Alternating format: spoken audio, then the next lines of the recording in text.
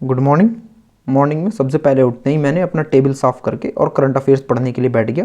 मैंने बताया था कि मैंने दिसंबर 1 की 1 to 8 तक पीडीएफ पढ़ी हुई है और 7 और 8 की सिर्फ क्विज रह गई थी। अब मैंने 2 दिन पहले ये ट्राई करी थी पढ़ने के लिए, जो वीकली पीडीएफ थी, पर मैं उसे इतना इफेक्टिवली नहीं पढ़ पाया था क्योंकि मैं बिस्तर पे बैठ के पढ़ रहा था। तो मैं अब दोबारा टेबल पे आ गया हूँ। कुछ लोग कमेंट करके बार बार पूछ रहे जा रहे थे कि कौन से सोर्स से करंट अफेयर्स पढ़ रहे हो, तो मैं स्मार्ट कीड़ा की जो सीए मॉक ड्रिल प्रो है उससे पढ़ रहा हूँ।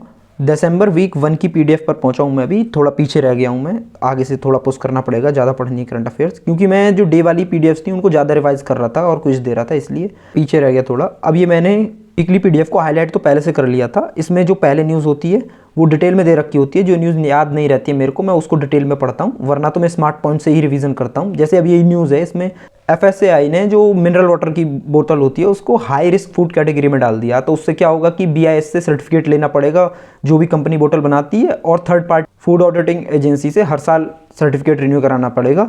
उसके नीचे जो ब्लू पॉइंट्स होते हैं उसमें जैसे इसका हेडक्वार्टर कहाँ है, चेयरमैन क्या है, उसको सिर्फ मैं देख लेता हूँ, याद करने की जरूरत नहीं पड़ती, क्योंकि एफएसएआई कितनी बार आता है न्यूज़ में तो वो याद हो जाता अपने आप खुद ब खुद। और स्मार्ट पॉइंट्स का ये फ़ायदा हो जाता है कि बाद में जो हाईलाइटेड वर्ड हैं इन्हीं को पढ़ते चले जाता हूँ। इससे लास्ट में मेरे को रिवीजन करने में दिक्कत नहीं होती। अब इसकी कल क्विज लगाऊंगा जो वीकली वाली होती है, फिर आगे के डे वाइज पीडीएफ पढ़ूंगा, क्विज लगाऊंगा, और फिर वही सेम प्रोसेस रिपीट करूंगा कि वीकली पीडीएफ फिर वीकली क्विज।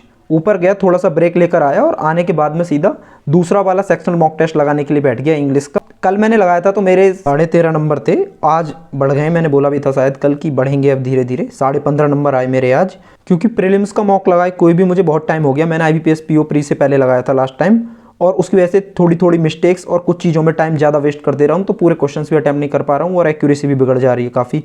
जैसे कि ये इंटैक्ट वाला क्वेश्चन था, ये हाईलाइट नहीं दे रखा था वर्ड पैसेज में, तो ढूंढना था खुद। अब मैंने इसमें 96 सेकंड्स लगा दिए, बट मेरे को ये वर्ड मिला ही नहीं फिर भी, जो इसका मीनिंग पैसेज के कॉन्टेक्स्ट में मैं लगा पाता, क्योंकि डायरेक्ट तो मुझे पता नहीं था। मैंने पैरा सिंबल में आज फिर गड़बड़ कर दी थी, तो मैंने उसकी एक्सप्लेनेशन को अच्छे से पढ़ा और लिख के नोट्स लिखे कि मुझे क्या पता चला इसमें से, कि पहले 2 सेंटेंस जैसे पॉजिटिव थे और थर्ड सेंटेंस हाउएवर था जो चेंज कर सकता टोन, क्योंकि लास्ट वाले 2 सेंटेंस फिर से नेगेटिव थे। मैंने टोन पर ध्यान नहीं दिया था, इसलिए मिस्टेक हुई। और एफ को सी फॉलो कर रहा था, क्योंकि जो एफ की एक्सप्लेनेशन है उसको और अच्छे से एक्सप्लेन किया हुआ था सी वाले में।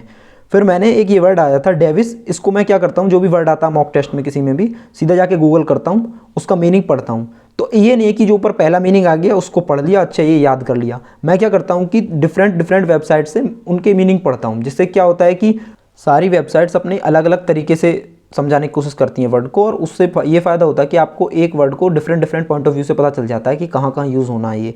और उसके बाद मैं किसी भी वेबसाइट पे जाके सेंटेंस में कैसे यूज़ होना है वो देखता हूँ, 2-3 सेंटेंसेस का यूज़ देख लेता हूँ, तो मुझे पता चल जाता है कि हाँ ये वर्ड यहाँ यूज़ होता है। क्योंकि थोड़ा समय इन्वेस्ट करना पड़ता है किसी भी एक वर्ड के ऊपर। जब आप थोड़ा समय बिताते हैं तो आप उस वर्ड से ज़्यादा रूबरू हो पाते हैं और वो ज़्यादा समय तक टिकता है। फिर मैंने ज़्यादा ब्रेक नहीं लिया, सिर्फ उठा सीधा और न्यूज़पेपर पढ़ने के लिए बैठ गया। मैं न्यूज़पेपर में मैं आजकल न्यूज़ नहीं पढ़ रहा हूँ दाएं बाएं की ज़्यादा, सिर्फ एडिटोरियल ही पढ़ ले रहा हूँ, क्योंकि जब मैं एडिटोरियल से बोर होता हूँ मैं तभी न्यूज़ पढ़ने के लिए जाता हूँ दाएं बाएं। अब एडिटोरियल्स अच्छे आ रहे हैं तो मैं उन्हीं को पढ़ रहा हूँ।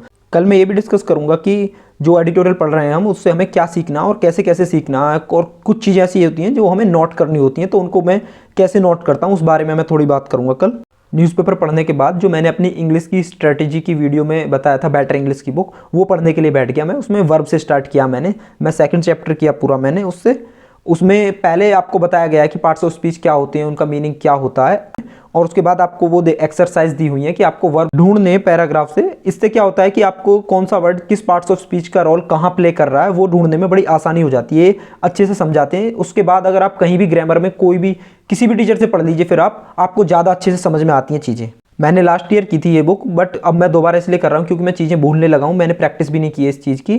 तो एक बार मैं जल्दी से इस बुक को कंप्लीट कर दूंगा। साथ में पहले मैं प्री के सेक्शनल मार्क्स देता चला जाऊंगा। जब इसमें मार्क्स इंक्रीज होते चले जाएंगे, कुछ मार्क्स में लगेगा कि हाँ 25+ आ रहे हैं, तब मैं मेंस के मॉक टेस्ट पर शिफ्ट हो जाऊंगा वापस। फिर मैंने लंच किया, लंच करने के बाद थोड़ा सा रेस्ट किया। मेंसुरेशन की मैं 2nd क्लास करने के लिए बैठ गया। इसमें 3D मेंसुरेशन पढ़ाया हुआ है सर ने, यूट्यूब पर भी अवेलेबल है ये क्लास, पेड बैच में भी डाली हुई है सर ने। ये 4 घंटे की क्लास थी। मैंने सोचा कि आज इस क्लास को मैं एक बार में बैठकर पूरी कंप्लीट करके हटूंगा, बट मैं इसको 3.25 घंटे की क्लास ही कर पाया। फिर मेरा फ्रेंड मुझे हनुमान मंदिर जाने के लिए बुलाने आ गया, तो मैं उसके साथ चला गया और 35 मिनट्स की क्लास मेरी रह गई। हम लोग काफ़ी दूर जाते हैं, 2.5-3 किलोमीटर है हमारे यहाँ से मंदिर, तो बहुत ज़्यादा टाइम लगता है पैदल जाने में और आने में वहाँ से। तो मैं फिर रात में लेट लौटा 8 बजे के बाद। फिर पहले मैंने डिनर किया और उसके बाद मेरे को रीजनिंग का सेक्शनल मॉक सबमिट करके लगाना था, तो मैं वो सॉल्व करने के लिए बैठ गया। मैं 8:30 बजे के बाद बैठा था, बट थोड़ी देर करने के बाद ही मुझे नींद आने लगी हल्की हल्की। जो पजल बना रहा था उसको बनाते हुए मैं एक बार के लिए तो मतलब सो गया था बिल्कुल। फिर मैंने थोड़ा सा वॉक किया और मैंने सोचा कि 50 क्वेश्चन हैं तो एटलीस्ट 25 क्वेश्चंस तो अब कर लेता हूँ और मॉर्निंग में सुबह उठते ही 25 क्वेश्चंस फिनिश कर लूँगा। तो मैंने पहले 25 क्वेश्चंस कर लिए। रीजनिंग के लिए मैं कोई और सोर्स नहीं, सिर्फ मॉक टेस्ट ही सबमिट करके प्रैक्टिस करूंगा, क्योंकि उससे बढ़िया कोई भी चीज़ नहीं है। सेक्शनल मॉक टेस्ट सबमिट करके कर रहा हूँ मैं। कई बार जाता हूँ मैं किसी टीचर की क्लास मिल जाए अच्छी सी, वो करके आ जाऊँ, बट मैं फिर वो भटक के वापस आ जाता हूँ। सबसे बढ़िया मेरे को मॉक टेस्ट ही लगते हैं, इससे बढ़िया कुछ भी नहीं लगता है। ऐसे 8.5 घंटे कंप्लीट हुए और काफ़ी कुछ पढ़ भी लिया आज मैंने। Thank you for watching. मिलते हैं कल की वीडियो में।